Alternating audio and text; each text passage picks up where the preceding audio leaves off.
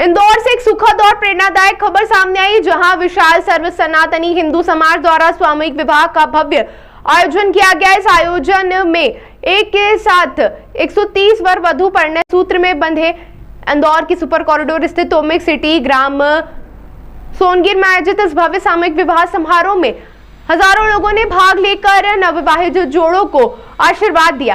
पूरे आयोजन में भारतीय संस्कृति, परंपरा और सामाजिक एकता की सुंदर झलक देखने को मिली। आयोजन के मुख्य संयोजक ज्योतिषाचार्य पंडित रामजी शर्मा ने बताया कि विशाल सर्व सनातनी हिंदू समाज द्वारा सभी नव दंपतियों को गृहस्थ जीवन की शुरुआत के लिए आवश्यक सामग्री उपहार स्वरूप भेंट की गई, ताकि वे अपना जीवन सुखपूर्वक प्रारंभ कर सके। कार्यक्रम में विशेष रूप से संत महात्माओं की गरिमामय उपस्थिति रही। सभी संतों ने नवयुगलों को सुखी वैवाहिक जीवन का आशीर्वाद देते हुए उनके उज्जवल भविष्य और मंगलमय जीवन की कामना की। इस तरह के सामूहिक विवाह आयोजन न केवल सामाजिक समरसता को बढ़ावा देते हैं, बल्कि जरूरतमंद परिवारों के लिए एक बड़ा सहारा भी बनते हैं। इंदौर का यह आयोजन समाज में एक सकारात्मक संदेश देने में सफल रहा।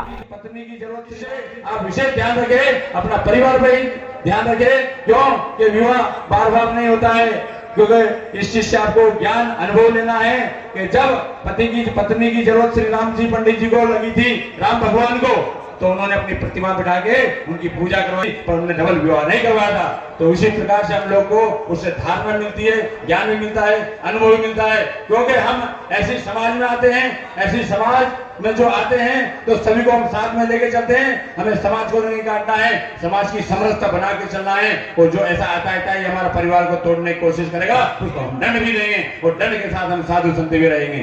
बोले महाकाल महाराज की। हाथ उठा दो एक बार, भाई थक गए क्या तो लोग? बोले महाकाल महाराज की। देखिए 131 जोड़ों का सम्मेलन हुआ। मेरा संकल्प 130 का था और 3 वर्ष से लगातार भगवान की कृपा से यह पूरा सम्मेलन चल रहा है।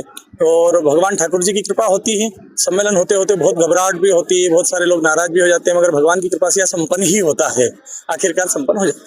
दाम्पत्य जीवन में आपने वर वधु को, नवयुगल को के रूप में सामान भी उपलब्ध करवाया, क्या क्या सामान दिया? जी देखिए, हमने उपहार भेंट किया है। संजय भैया आओ, हमने उपहार भेंट किया है, आ जाओ पीछे से। हमने उपहार भेंट किए हैं। वो उपहार कैसे किए? हमने दानदाताओं के माध्यम से, जो लोग हमारे साथ में जुड़े हैं सब, वो कैसे मन से जुड़े हुए हैं और मन से जुड़ करके वो कार्य करते हैं। तो जैसे कन्याओं के एक घर परिवार के लिए जो बर्तन चाहिए, ऐसे हमने 56 बर्तन प्रदान किए हैं।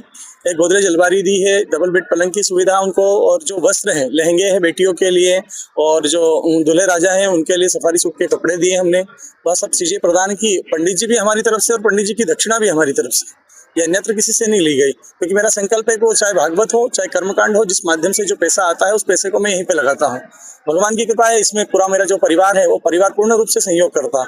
मेरे माता पिता, मेरे बच्चे, है ना, पत्नी, सभी लोग सहयोग करते हैं। क्योंकि क्या होता है, मैं 6 महीने से, मतलब हमारे यहाँ खेती बाड़ी है, वो तो करीबन मेरे को 6 से 7 साल हो गए खेत देखे भी नहीं, जा भी नहीं पाता हूँ, समय भी नहीं मिलता है। पर भगवान की ऐसी कृपा होती है कि इस माध्यम से कार्य बन जाता है। और कार्य कैसे चल रहा है ये भगवान ठाकुर जी महाराज है। आज इस सम्मेलन के अंदर संतों का भी समागम हुआ है और सानिध्य मिला है, सभी को आशीर्वाद मिला है। जी देखिए, संतों के आशीर्वाद के बिना कोई सा कार्य सफल नहीं होता है ना। पहले भी संत आते थे, बड़े बड़े महर्षि आते थे, वशिष्ठ, भृगु, है ना, भरद्वाज, विश्वामित्र। तो ये आकर के जब जीवन में आपको आनंद की तिथि आती है, तो संत आते हैं ना, तो जीवन खिल जाता है, और बसंत आते हैं तो प्रकृति खिल जाती है। जब संतों का आशीर्वाद मिलता है तो खूब आनंद है।